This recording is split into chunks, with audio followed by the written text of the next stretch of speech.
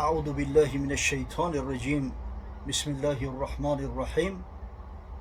الحمد لله رب العالمين والعاقبة للمتقين والصلاة والسلام على أشرف الأنبياء والمرسلين وعلى آله وصحبه أجمعين. أما بعد، السلام عليكم ورحمة الله وبركاته. خدا را شکر داد فضل منیفم، حنیفی مذهب دین حنیفم. براه اهل سنت پای بردم، بپوشاندم به سنت نیکو بردم. الحمدلله رب العالمین که مسلمانای دیار ما و اکثر کل مسلمانای عالم پیرو مذهب مهذب حضرت امام اعظم ابو حنیفه رحمه الله هستند. واقعا مذهب در یک جوده نگه داشتن مردم است. مذهب از بیروحگی نجات دادن مردم است. خدا رحمت کنه شاه ولی الله دهلوی شیخ الهند در رساله اقدالجهی تأکید میکند: قال رسول الله صلی الله علیه و سلم اتبعوا سواد الاعظم. میگوید پیغمبر خدا صلی الله علیه و سلم میفرماید که پیروی سواد اعظم، یعنی پیروی اکثر مسلمانان و انبوه مسلمانان را کنید. حدیث ابن ماجه با اسناد حسن روایت کرده است. بعدا حضرت شرح میده که ولما این درست المذاهب الحق الا هذه الاربعه کان اتباعها اتباعا لسواد الاعظم. و چون میگه در میان مذهب‌های حق همین چهار مذهبی بر حق اهل سنت و الجماعه، مذهب حنفی، مذهب مالکی، مذهب شافعی و مذهب حنبلی باقی مانده است. از همین خاطر پیروی نمودن یکی از همین مذاهب پیروی سواد اعظم است، آنچه که پیامبر صلی الله علیه و سلم برای ما تاکید فرموده است. ولی بعضی برادرها دعوا میکنن، میگن مگر امام اعظم ابو حنیفه و دیگر ائمه اهل سنت نمیگویند که انا اذا صح الحديث فهو مذهبی، وقتی که حدیثی صحیح باشد اون مذهبی من است. بله، حقیقتا امام اعظم ابو حنیفه، امام شافعی، از امام مالک، از امام احمد ابن حنبل همه سخن آمده است. روایت درست است که گفتند اذا صح الحديث فهو مذهبی، وقتی حدیثی صحیح باشد این مذهبی من است. اما معنی سخن نفهمیده و از پیش خود به زعم خود سخن گفتن، این کمال بیعقلی و نشانه جهالت حساب میخورد. ببینه از پیش خود حدیث چگونه ما میتونیم تفسیر کنیم؟ برای تفسیر همین قول ائمه اذا صح الحديث فهو مذهبی، خدا رحمتش کنه، امام سبکی یک رساله نوشته است، یک کتاب خاصه نوشته است با نام قول الامام المطلبی اذا صح الحديث فهو مذهبی. اگر ما ذره عقل فراست داشته باشیم، قبل از او که سخنی را بگوییم یک جستجوها کنیم، یک چی را ببینیم آیا همین سخن ما اصل دارد ندارد، در یک جهالت نمیغلطیم. حضرت تاکید میفرماید که اصلا این نشانه بزرگی و نشانه مرتبه و منیش بلندی ائمه اربعه است که مقصد که در شأن اونایی سخن گفته می شود. که مقصد حضرت ها میگن که در مذهب ما همه حدیثی صحیح هست، همون چیزایی که ما میگیم سرچشمه از احادیث صحیحه میگیریم. و دیگر اینکه در این سخن مخاطب مجتهدین قرار دارن، هر آدم قد کوچه نه، شخصی قرار دادن که به حد اجتهاد رسیدن. امام نووی رحمه الله تعالی در شرح مهذبش تأکید میکند، وقتی که شرح میته همین قول ائمه را که اذا صح الحديث فهو مذهبی، میفرماید لیس معناه ان كل احد رأى حديثا صحيحا عمل به. این معناش این نیست که هر کسی اگر یک حدیث صحیح را ببینه حتما به او عمل کنه، زیرا حسن حدیثایی که اسنادش صحیح است بله حکمش منسوخ است.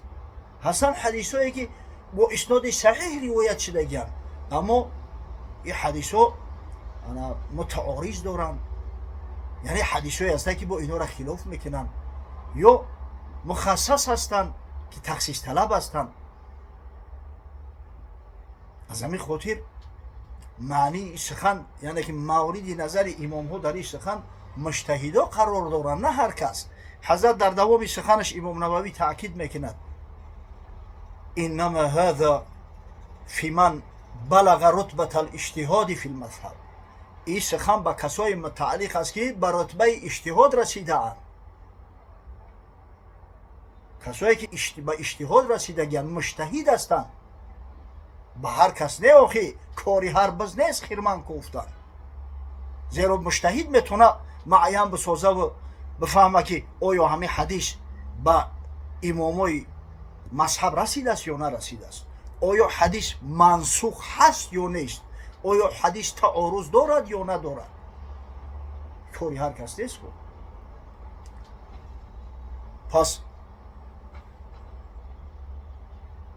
شخصای مورد خطاب ائمه اربعه قرار دارند که به حد اجتهاد رسیدگی هستند. مجتهد چی کسا میگن؟ مجتهد در شریعت به شخص گفته می شود که 6 شرط در او موجود باشد. این شرط ها انشالله به ترتیب میگم، خواهش میکنم برادران بسیار گوش کنید که متاسفانه امروز بنا مجتهدای ناشسترو خیلی زیاد شدیم. شرط اول معرفت قرآن، یعنی به شخص مجتهد گفته می شود که قرآن از حفظ داند، یا لا اقل هم 500 آیه احکام قرآن با ترجمه و تفسیر، با اسباب نزول هر آیت، با دانستن آیات ناسخ و منسوخ همیشگی در ذهن داشته باشد. شرط دوم معرفت حدیث، یعنی احادیث پیامبر صلی الله علیه و سلم، احادیث احکام سندن و متنن از حفظ داند. همچنین رجال حدیث، همو رشته راویایی که میآید هر کدامش از نقطه نظر جرح تعدیل عمیق بدانه، ترجمه شون خوب بدانه، از نازکی های علم حدیث، از مصطلح الحدیث آگاه و بخبر باشد. شرط سوم معرفت اجماع، یعنی اجماع مسلمانان، طبقات آن، خصوصیات آن براش آشکار باشد تا خدای نکرده یگان فتوایی ندهد که خرق اجماع مسلمانان را میکرده باشد. خب شرط چهارم معرفت اصول فقه،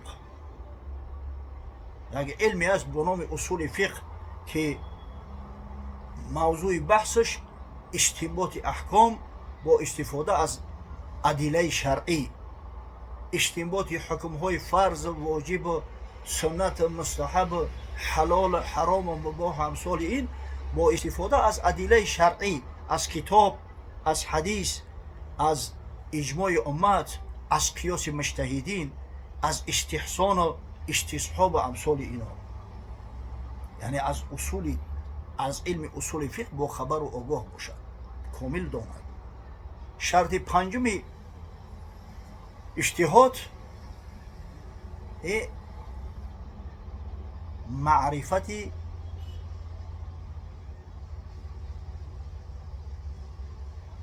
معرفت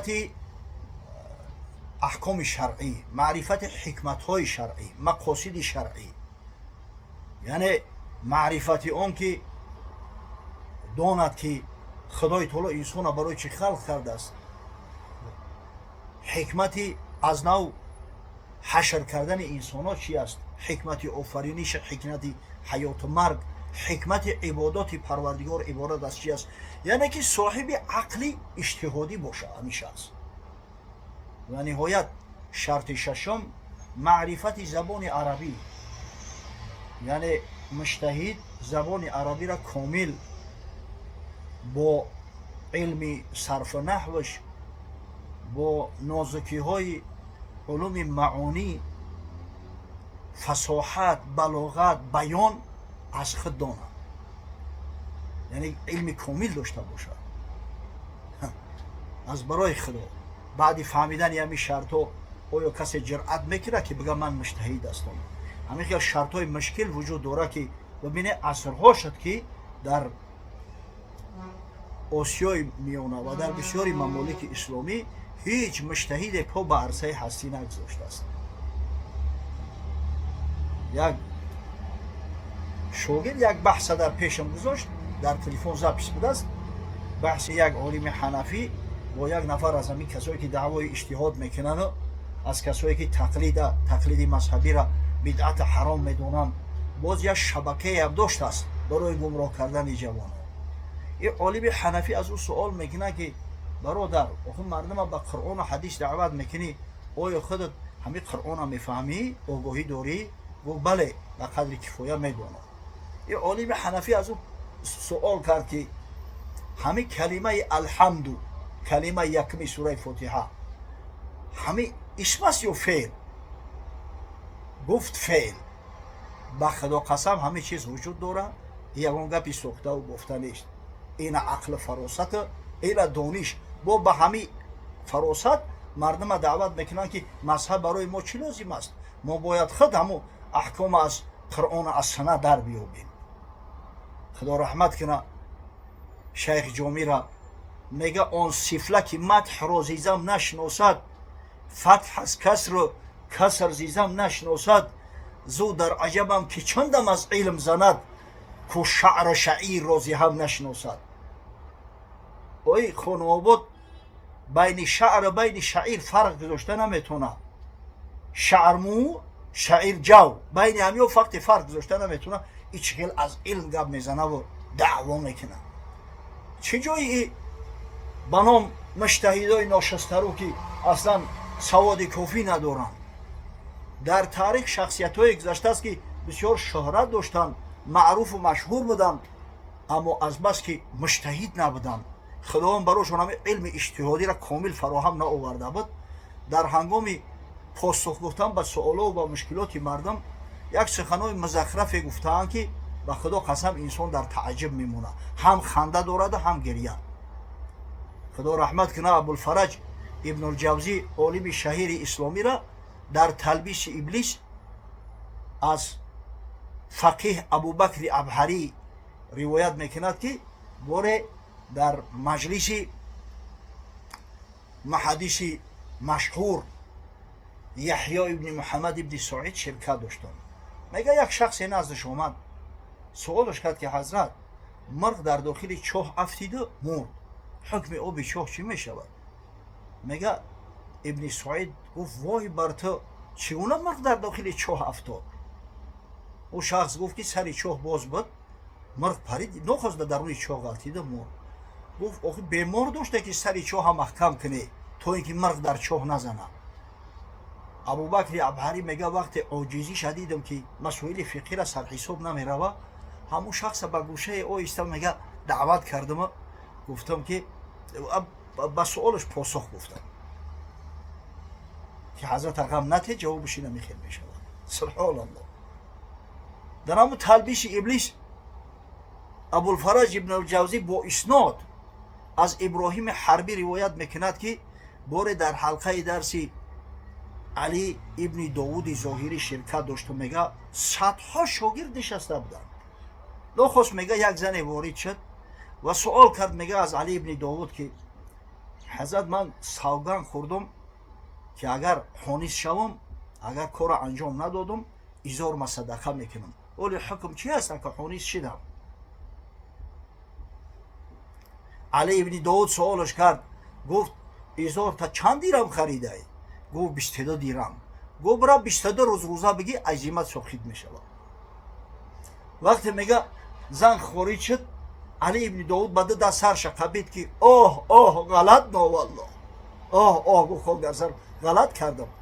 امرناها به کفارت زهار، میگه امر به کفارت زهارش کردیم. سبحان الله. جواب یکم بسیار جاهلانه، بسیار خنده آمیز، بسیار مسخره آمیز. جواب دیگه با از جواب یکم در جاهلانه تر. و خدا رحمت کنه ابن الجوزی را و تاکید میکند، میگه فندرو الی هاتین الفضیحتین شما نظر کنه میگه با این ده شرمندگی، فضیحت الجهل و فضیحت ادعای الفتوا، یکیش شرمندگی جهالت نادانی، دویم شرمندگی یعنی دعوای فتوا که علم کافی ندارد، ملکه کافی ندارد، دعوای فتوا میکنند. سبحان الله. از برای خدا ببینه که به هر کس خدای تعالی میسر نمیگردانه فتوا گفتن، مسائل شرعی را عمیق درک کردن. یعنی که همون اذا صح الحدیث فهو مذهبی، مخاطب در این سخن مجتهدا قرار دارن، نه همه مردم، به هر کس میسر نمیشه. خودی همون محدثای معروف و مشهور، محدثایی که انصاف دارن، همین را تصدیق میکنن. باری در یکی از مجالس حضرت سلیمان اعمش، یکی از راویای بخاری و مسلم، یکی از محدثای بزرگ عصر خود، میگه شرکت داشت، یک سوال در بین مطرح شد که مردم از پاسخ گفتنش عاجز موندن و حضرت امام اعظم ابو حنیفه رحمه الله جواب همون سوال گفت. سلیمان اعمش به حضرت امام مراجعت کرد که یا ابو حنیفه من این اخذته، ای ابو حنیفه گفته ایگه پای کجا گرفتی؟ حضرت امام اعظم ابو حنیفه گفت من ایرا از حدیثی که تو روایت کرده ای از فلان و از فلان و از فلان، تو با پیامبر صلی الله علیه و سلم مرفوعا روایتش کرده ای، با استناد از همون حدیث من این سخن گفتم. میگه سلیمان اعمش به وجد اومد، گفت انتم یا معشر الفقهاء الاطباء و نحن سیادیله، شما گفته گروه فقها شما طبیب هستی، درد مردم شما درمان میکنه، در صورتی که ما فقط داروساز هستیم، ما مواد برای شما آماده میکنیم، اما ریسپت شما معین میکنه، اما طبابت هر یک بیمار شما معین میکنه. باید انسان انصاف داشته باشد، عقل فراست داشته باشد. پیش از اون که سخنی را میگه یک کمی اندیشه کنه، با هم اندازه دهنش گپ زنه.